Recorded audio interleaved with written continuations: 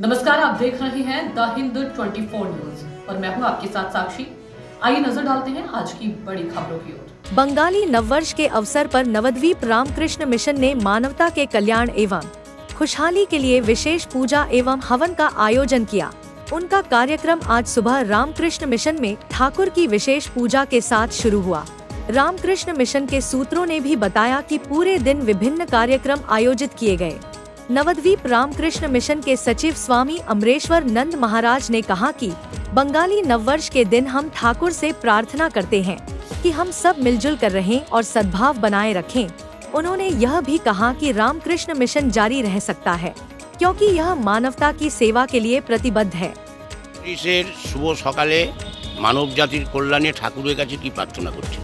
आज शुभ नववर्ष बांगला। आजकेर এই शुभ दिने ठाकुर मा स्वामीजी एवं महाप्रभुर काछे प्रार्थना करी सकले सुस्थ थाकुक, आनंदे थाकुक। आजकेर दिने आमरा प्रतिज्ञा करब आमादेर मानव जीवनेर जे उद्देश्य ईश्वर लाभी भगवान लाभी मानव जीवनेर उद्देश्य सेई उद्देश्यके निये आमरा जेन आगामी दिने एगोते पारी। सकल मानुष आनंदे थाकुक। देखते रहिए द हिंद 24 न्यूज।